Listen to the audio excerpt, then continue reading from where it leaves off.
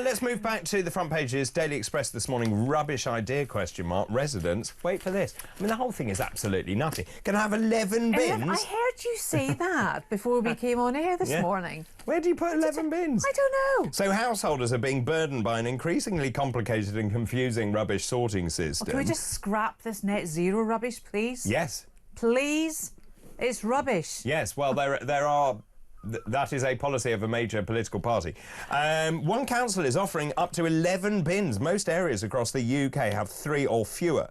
But if you are lucky enough to live in Conway, in North Wales, you are in double figures for waste disposal. Now, they're very lucky. They've got separate bins for paper and card, glass, then plastic cans and aerosols, textiles, absorbent hygiene products, coffee pods, batteries, mobile phones, food, garden waste and general refuse. John O'Connell of the Taxpayers Alliance said rubbish collection is a core service that taxpayers pay for, yet in many areas the residents are doing all the work, and I would agree. Exactly. Yeah. And the proposal that people can actually bin snatch and bin sneak inside to make sure that you're actually recycling properly, and then if you're not, they take evidential pictures and then fine you. Oh, so I have to make sure my bin lid shuts. So I've been sort of squeezing it down to make sure, because if it's not shut, they don't take it. But look, you've got these big behemoth bins. It's windy. It was very windy in Conway. The weather's really quite inclement a lot of the time. And then trying to get them picked up when you're in a rush. Well, and also, Hello? so you know you're meant to wheel them outside before... Yeah. Well, because I'm travelling a great deal, then of course I can't do that because I'm not there on a Monday to do it. You know, it's utterly and it's ridiculous. all private companies now that are contracted by the local authorities. And then they're going to employ people on minimum wage, minimum effort. Yeah.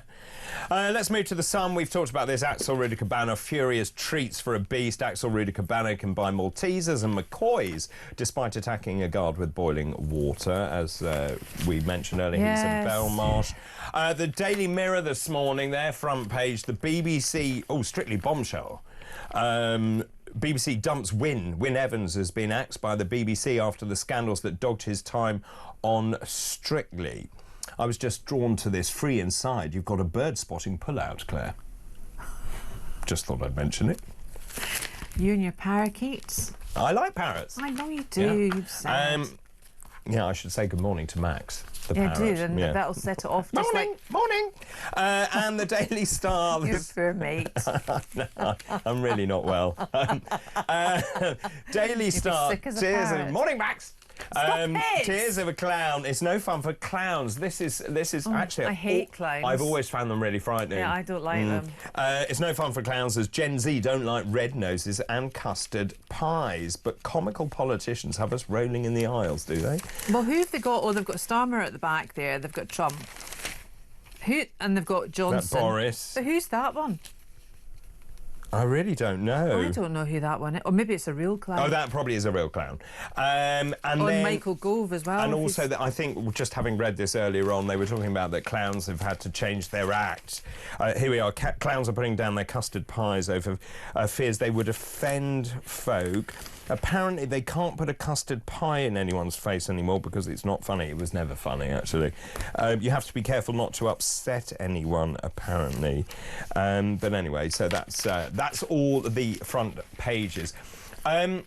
Let's talk about this story, though. This is in the Times. Rachel Reeves is preparing, because Labour are very worried about what is going to happen in the Red Wall. Rachel Reeves is preparing to tear up Treasury spending rules and announce a multi-billion-pound investment package in the North and Midlands to combat the threat of reform. The Chancellor is going to use the government's spending review, which is next month, to reprioritise spending. Here we go again, from the South East to the Red Wall seats that Labour won at the last election. Do you know what? There's just no joined-up thinking here. And do you know why there's no joined-up thinking? Because there's no joining up between the major cities of this country because of the big white elephant of HS2 and the fact that our rail services are ridiculous. They're very expensive. Very expensive. That's when they work. Very expensive even when they don't work. We've got some members of the Cabinet, some Labour MPs now saying, oh, we don't know if we actually want to renationalise the rails now. I've got emails through from GWR saying we're going to be rebranding to this. How much is that costing? It'll be borne by us. Yeah. Sometimes it's cheaper for me to fly than no. it is to take the train. I know. And we're supposed to be marching forward with net zero. And So I came into London the other day and I had to go after 10, but I then had to select a return train, a specific return train. But how do I know what time I want to come back? Because I don't know what time I want to come back. You don't. But I think I've said this before, I got on the wrong train by accident and got fined £80. But it's easy to do. Yeah. And I honestly didn't. I thought I was on the right train. Anyway, so Rachel Reeves very worried. She's going to borrow money to fund extra spending on new infrastructure. How can she borrow more we haven't got any money. The state of the amount is going to cost us to repay it. I know. So she hopes this new investment, which will be targeted at areas that the party won at the last general election, will calm concerns amongst Labour MPs about the rise of reform. She has ordered a review of the Treasury's Green Book, and they are going to try. So at the moment, they're basically what they're trying to do is to change the rules so the government would then give greater priority to public sector investment in areas of lower economic productivity. So that's the Which new makes sense to a certain extent, but I just can't see it happening. I can't either. But there again, equally, you could argue that places like London, which have a lot more people and therefore need better infrastructure to get people in and out, might need more money. Well, houses in London might be a start. Well, exactly. And obviously they're trying to counter the effects of reform. Let me just show you, there are a number of polls that came out yesterday, and I will just show you the latest poll if we can. This particular one is Techni UK, which shows quite a meteoric rise if we've got the latest poll. That's the map of the UK. Here's the poll first. This is Techni UK. Reform on 31%, Labour on 22%, Conservative on 16%, Lib Dem on 16% and Green on 9%. Now that should be a massive wake-up call to the Labour Party. Not even a year in. Well, it really should be, but I think they are thinking we're safe. We've got 4 more years left. We're absolutely fine. I don't think they're safe. They're not safe. But what's going to happen? Is there going to be a snap election, John? Let's look at the map, though. So how does this translate? And this is incredible when you look at it. For those on radio, I'm sorry about this, but what we can see is actually I can hardly see any Tory blue. No, you can't. And well, in England. In England. And the SNP stronghold still in Scotland, which I'm surprised about. Well, and of course, the bellwether of that is going to be the by-election on Thursday. Yeah. Isn't it? Yeah. And that will be interesting to see what happens there. Yeah. But you've also got this smattering of Lib Dem seats, particularly down in the southwest. Yeah. But otherwise, a sea of turquoise. But, you know, the Lib Dems always do well locally for local elections. They do. But in general elections, they don't seem to be, you know, performing. And I think it's worth also mentioning there may be some other by-elections coming up. And, of course, people tend to vote very differently in by-elections to general elections. Hugely. And I just wish there was one way of joining up both elections, because it's all very well to vote on local elections for local ideas and local needs. But I think that's what we should be voting in a general election for too.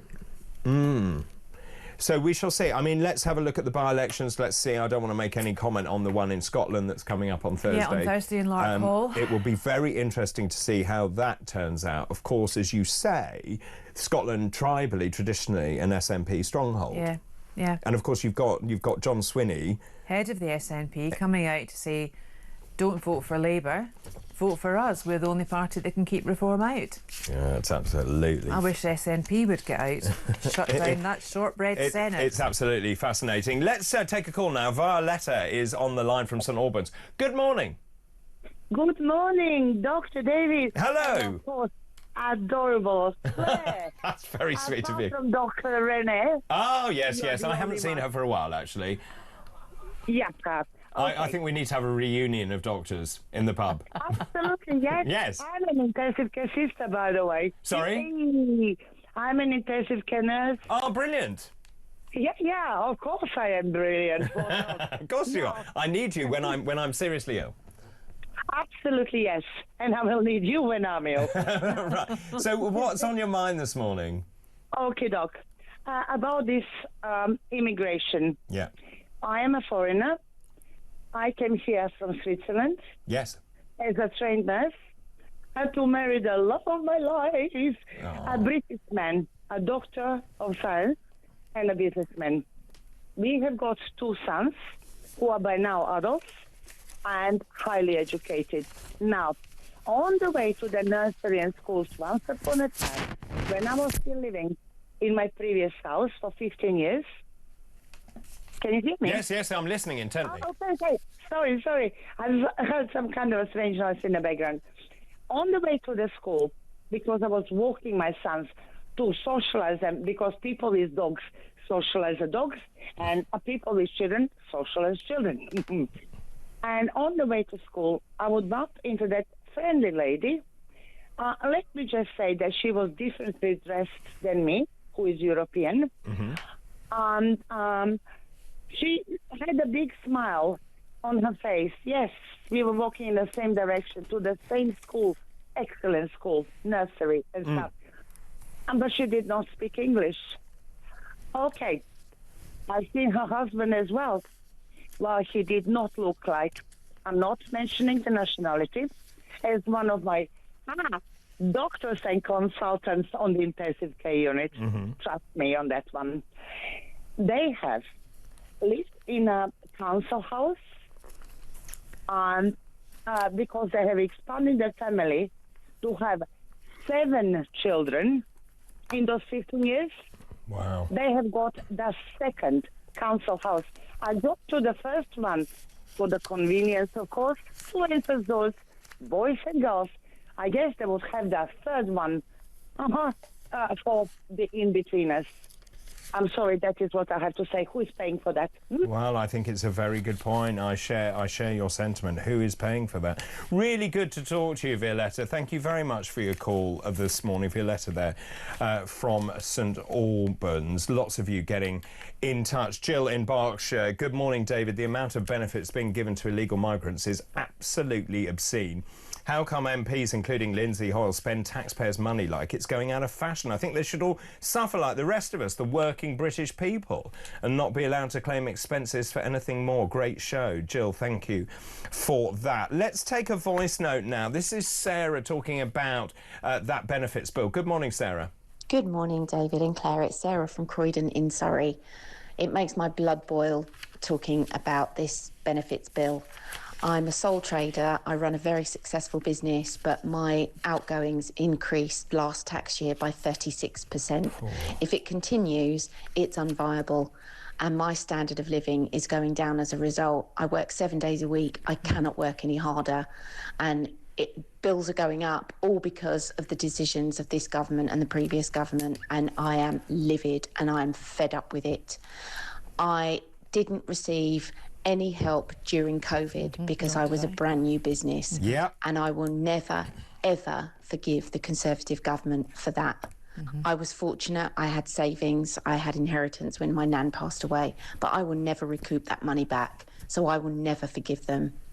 Thanks for highlighting these issues. Do you know what? I completely agree. I have she a speaks business. for me. Yeah, I had a new business. Yep. I got no Nor help did I. in COVID. Nothing. I had to take a £25,000 loan just to stay afloat. Well, you were lucky you Which had I'm the I credibility still to get haven't paid that. it off. I mean, it's just, I work a lot, trying to keep, and I'm renting. You're always working. Yeah. And it's just, it's so difficult.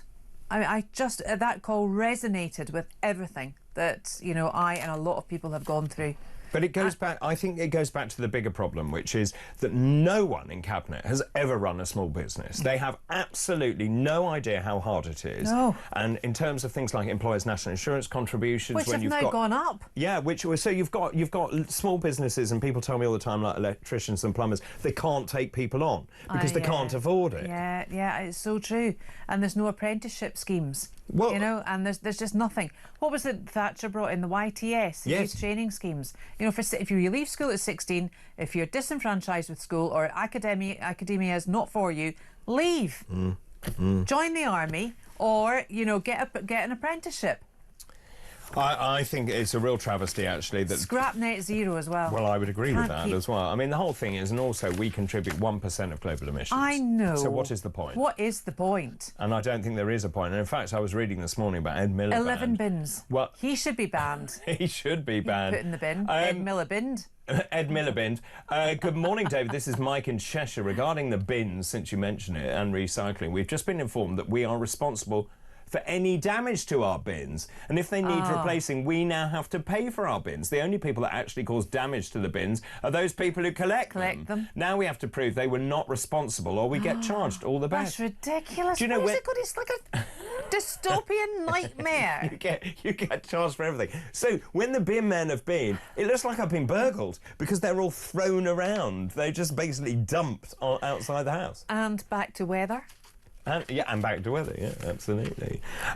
Good morning, David and Claire. I have two friends that require benefit assistance. One followed an accident with a broken leg, the other had a stroke. Both British, both always worked. They were both told after 3 months claiming unemployment benefit they were no longer entitled to claim because they hadn't paid enough into the system, despite working for over 30 years in their native country. How could this ever happen? But it does. Great show as always.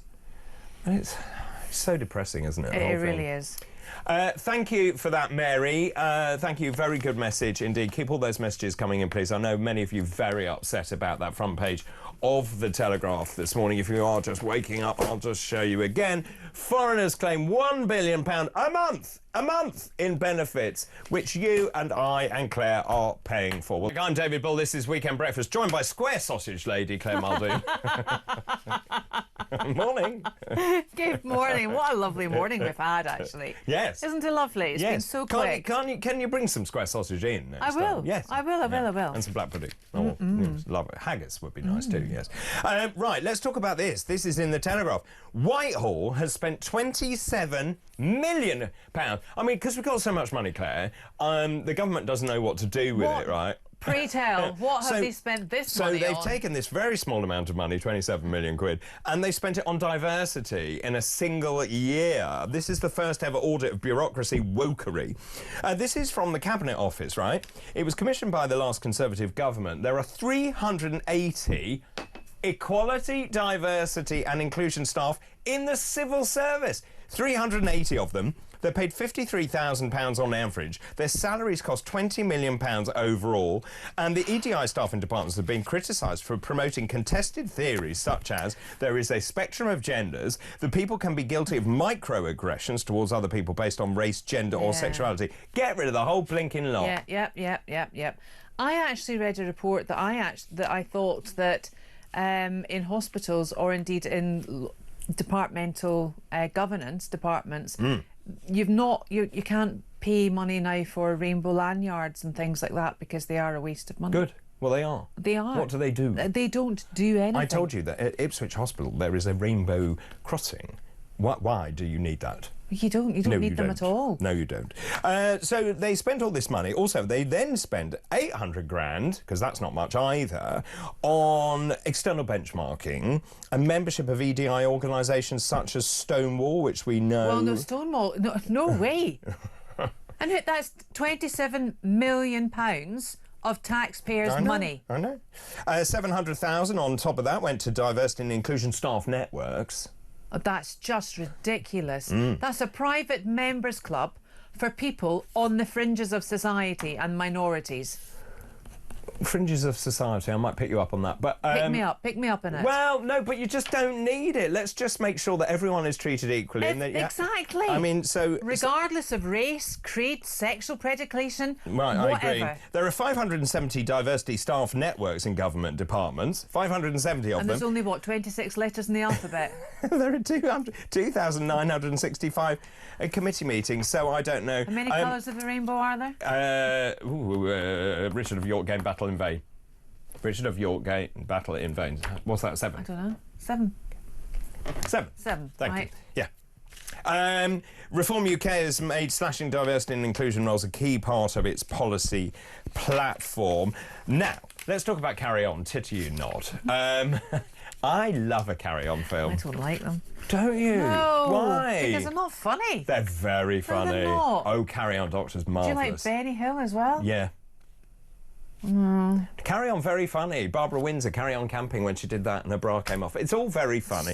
Anyway, Ofcom have been accused of censorship by TV bosses in a deepening free speech row over classic comedy. Campaigners are accusing the regulator of creating a culture of fear through its rules on language and offence in golden oldie phrases such as please, sir, carry on. And basically what they're saying is that for these tiny channels who are rerunning Carry On films, Ofcom is now saying you can't show this. This is just going to offend people. Look, how dare they tell me what I'm going to be offended by? Well, it's young because I'll tell you, people. the threshold's quite low. Is it? Yeah, I'm not offended easily. No, I know. But also, Carry On Up the Khyber. Sorry, threshold's high then. So Carry On Up the Khyber, right, which was written at a particular time. Dr. Prod from Carry On, you can tell I watched this. This is what I was brought up on Carry On films. Is that what made you want to become a doctor? Yeah, I think it was, actually. Kenneth Williams was absolutely brilliant. Kenneth Williams is fantastic. He was brilliant. He was brilliant in Winnie the Wisp as well. Yes, and what's her name? Who was matron? Hattie Jakes. Hattie Jakes. She was fabulous. Yeah. You see, and also you can't see it through the eyes of now. No. These were made in a particular time. Just like we became a member of the EHCR at a particular time. Well said, well Yes. said. Campaigners are suggesting that classic comedy should be granted an exemption from modern broadcasting rules because for of their goodness culture. sake. Well, they're right. So in the way that old cars are exempt from paying VAT, you know, for Yes. road tax and things ULEZ or and things. seatbelts or Yeah. whatever, because you can't, I think Carry On films should have national status. By the way, just as a nice piece of very good news for the summer holidays, and I was saying that I need a summer holiday, British holiday makers may face disruption because the Civil Aviation Authority is to stage fresh strikes. Yeah, only if you fly from Gatwick, though. Yeah, Gatwick, but still, it's a big airport. I don't like Gatwick. I don't like Gatwick either. So we're not... It doesn't like you. Doesn't bother us. Which is your favourite airport? Heathrow. Really? Love Heathrow. No. I only ever fly from Terminal 5. City. No, City. it's really interesting. Why? Because it's not... People have said that to me. It's not very well connected for me because I'm West. And that's not the reason I love Heathrow. I just love Heathrow. I just know it like the back of my hand. And it works I think it for me. depends on the terminal. Well, Terminal 5. Oh, well, that... Is there any other? Yes, there are. The Queen's Terminal, Terminal 2. That's had a Fly to refurb. Belfast from There you are, Terminal 2. there you are. Right, let's go to Belfast. We're going to We're going to Belfast. We're going to Belfast. We're going to Caitlin's. And whilst we go to Belfast, let's take a break.